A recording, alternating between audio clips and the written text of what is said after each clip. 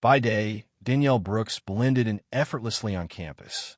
A sharp-witted psychology major, she was known for her meticulous notes, tidy ponytail, worn Converse sneakers, and a laptop she carried like a second skin. Professors admired her keen insights into behavioral science, and fellow students often leaned on her for late-night cram sessions. But after sunset, Danielle wasn't just a student. Her instincts sharpened, habits honed from 4 gritty years as a Marine resurfacing like muscle memory. She didn't go looking for conflict, but it always had a way of finding her.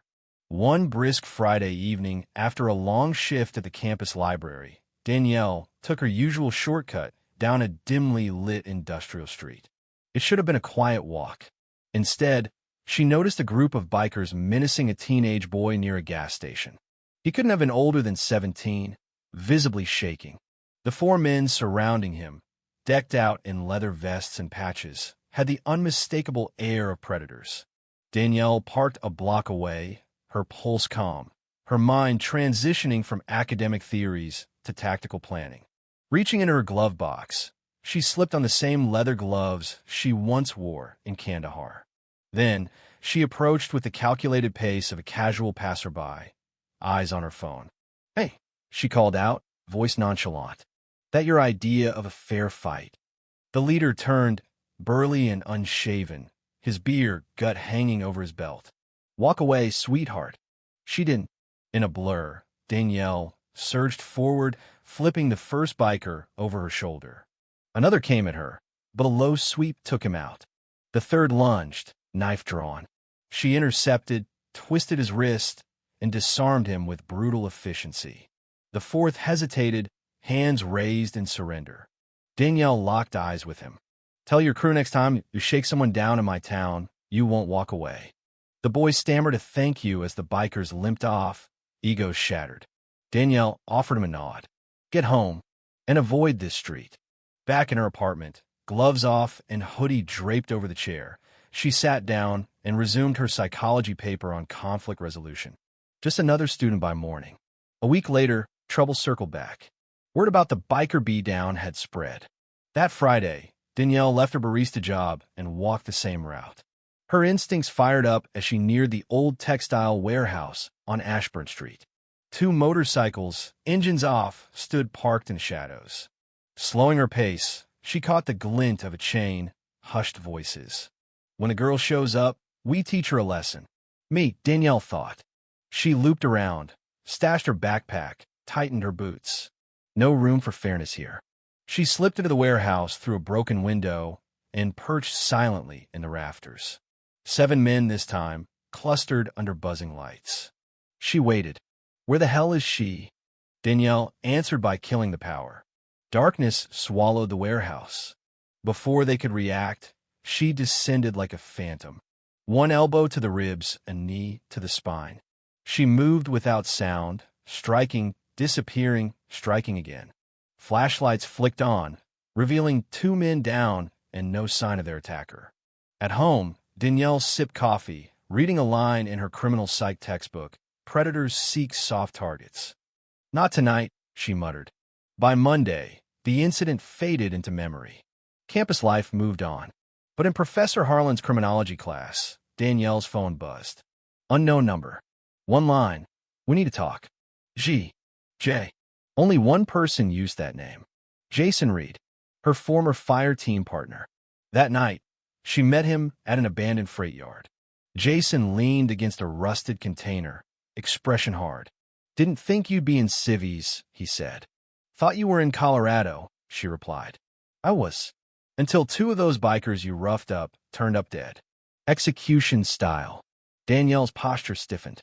"You think it was me?" "No, but someone's sending a message. Military precision. And they left this."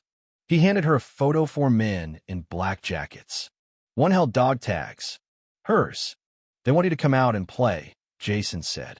Danielle stared at the picture, blood chilling. This wasn't street thuggery. This was targeted. Then let's remind the Marines, don't scare easy. 2 nights later, storm clouds loomed as Danielle and Jason crouched atop a machine shop roof. Below, A splinter biker gang, called the Vultures, circled bonfires and crates of unmarked rifles. "You ready?" Jason asked, adjusting his scope. "They should be asking that," she replied. These weren't amateurs. Their movements were drilled, coordinated. Someone with tactical training was leading them. Danielle suspected she knew who. Sliding down silently, she slipped through shadows, weaving between crates. Jason counted targets. 6 guards for checkpoints. She incapacitated the first behind stacked tires, then another near the gate. Jason covered her from above. Inside the warehouse office waited the surprise. Jason kicked the door. There stood Major Lucas Trent, their former CEO, presumed Kia 5 years ago. Whiskey in hand, Trent turned slowly. "Carter, I figured it was you." Danielle's breath caught. The bikers were more than criminals. Trent was building something. "Why?" she asked. "The Corps used us up and tossed us. I'm building a new order. You be perfect," she answered with a punch. Trent stumbled back, grinning despite the blood. "This isn't over, Marine."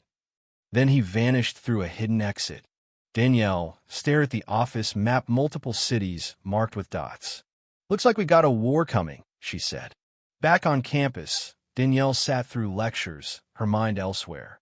The map etched in her thoughts. Her phone buzzed. Jason again. "Trace Trent's supply lines. Northern route. Need backup." After class, she ducked into a bathroom, pulled out a burner phone. "Danielle," a voice answered. "I need intel. Military-grade arms sales in the Northeast. You know I don't ask questions, but you owe me." "Paid in full," she said, hanging up. That night, she met Jason at an old gas station lot. He pointed to a marked-up map. "Big shipment, leaving tonight. This is our shot." Danielle nodded. "Let's move." The facility was fortified, but Danielle had scouted its blueprints years ago. She and Jason split up. He took the North Tower while she crept through a drainage tunnel. Inside, she knocked out guards, disabled cameras. She moved like smoke, silent and untraceable.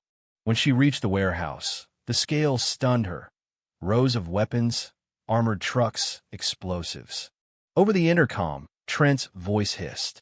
"You are always skilled, Danielle, but you'll never lead. Not like me." She gritted her teeth. "I don't need to lead. I just need to end you." A sudden explosion rocked the compound. Jason had detonated a decoy truck. In the chaos, they launched their attack. Precision strikes. One after another, Trent's men fell. But Trent escaped again, vanishing into smoke. Danielle stood among the wreckage, flames reflecting in her eyes. They had sent a message. But the real war had only begun.